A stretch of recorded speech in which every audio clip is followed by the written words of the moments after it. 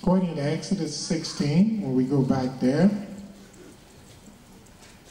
it says, and he said unto them, this is that which Yahweh has said. Tomorrow is the rest of the holy Sabbath unto Yahweh. So bake that which ye will bake today, and seeth that which ye will seeth, and that which remain over lay up for you to be kept when? At midnight? To be kept when? In the evening? To be kept when? Tomorrow. In the morning. So tomorrow always coincides with that morning, the next morning. That's when tomorrow always manifests itself, the next morning. Furthermore, while you're in Exodus, you might as well look at the 10th chapter to reaffirm that the word morning and tomorrow are always synonymous with the next day. Next day, tomorrow, in the morning, because that's when the next day starts, tomorrow morning. We find in Exodus 10, verse 4, it says, else, if thou refuse to let my people go, behold, tomorrow will I bring the locust into thy coast. Tomorrow. He tells Pharaoh, if you don't let my people go, else if I refuse to let my people go, I'll do what? I'll bring what on?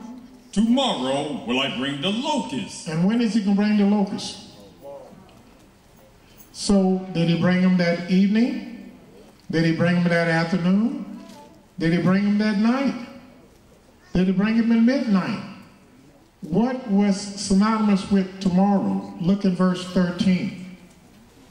And Moses stretched forth his rod over the land of Egypt, and Yahweh brought an east wind upon the land all that day. All that day. And all that night. And all that night. That means the whole day. And I let you know that a night is not part of a day, brothers and sisters, in the internet audience. The Creator said all that day. So if night was part of a whole day, you wouldn't have to say afterwards all that night. They're separate. Yah divided the day from the night. Yah divided the light from the darkness. And I never read where he ever put them together again. But it said, and Moses stretched forth his rod over the land of Mizraim, and Yahweh brought an east wind upon upon the land all that day and all that night, and when it was morning, the east wind brought the locust. So what is tomorrow? In the morning. That's when tomorrow. I have never read where nobody said, I'm coming over your house tomorrow, and they came over that evening. I never read in the scripture where somebody said, well, I'm going to see you tomorrow, and they came back that evening. That evening does not represent tomorrow. Nor have I seen where somebody said, I'm going to do this tomorrow, and they came that night. It was always that morning which represented tomorrow. Simple arithmetic. Keep reading. That's good. Now let's go in one more thing while we're in Exodus. Let's look at Exodus 18 chapter.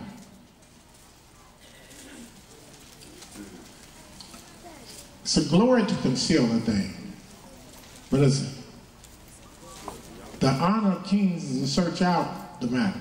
And we're searching it out. We search through every word in the Torah that said tomorrow. And I have yet to find one word dealing with tomorrow that shows that tomorrow starting in the evening or tomorrow starting that night. Every place showed tomorrow starting in the morning. The 13th verse of the 18th chapter. And it came to pass on tomorrow. Tell you what tomorrow means. Might as well just say that morning, the next day. And it came to pass on tomorrow that Moses set to judge the people, and the people stood by Moses from when? Morning into the evening, because tomorrow starts in the morning. Now, if it said they stood by to judge the people from evening to morning, then that would have made me wrong. But it didn't say that. It said they stood by from tomorrow, from morning to evening. That's tomorrow, the next day. All that is the next day, and the next day always starts in the morning. Now, it sounds funny to you, and it's getting redundant to you until you go out of town to Philadelphia and New York and around the country, and you meet the big rabbis that's been trained in Judaism and know how to speak Hebrew fluently and got robes over their heads and dressed just like they were in the East and reading out of the same song books as the Edomites. And you mention this and they look at you like you are lost your mind until you tell them, let's weigh out the matter. Let's look in the book and see when tomorrow starts. And then when they start weighing out the matter, you see them start backing up and looking at you real strange then. But as long as they have a doctrine that they don't need to establish, that's already been established, they can roll with it until they're forced to back up the doctrine. Yes, sir. That's reading the scripture says, iron sharpen iron, put some iron on it. That sharpens iron. Furthermore, if you look in 1 Samuel, the last one, 1 Samuel, I believe we want to go to the 19th chapter for 1 Samuel.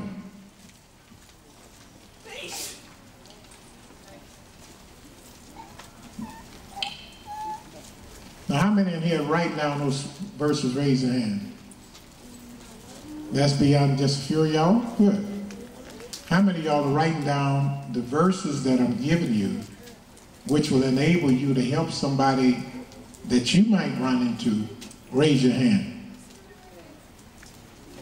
How many are not, but just thinking they can memorize it? Raise your hand.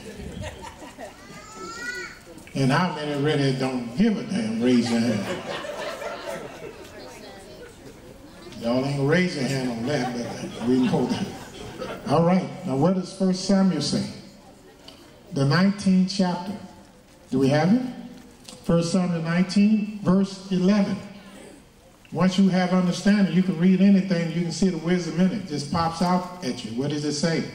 Saul also sent messengers unto David's house to watch him and to slay him in the morning. He told his messengers, listen, don't kill him in the afternoon.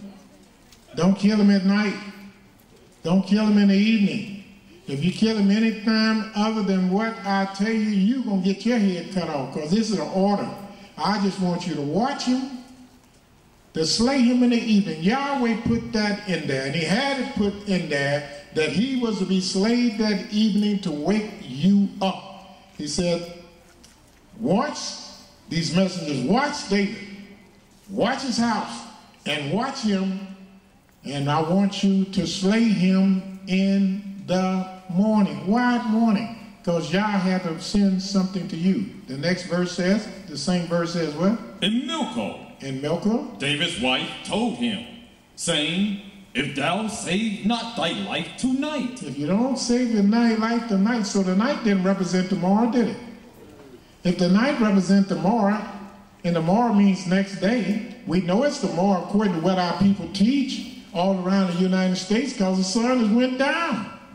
So the sun is down, it should be tomorrow according to their teaching. But right now it's proving that their teaching is wrong and that our teaching is right, because it said, watch him all night and slay him in the what? Morning. And watch the next words. And Milcah, David's wife, told him, saying, if thou save not thy life tonight.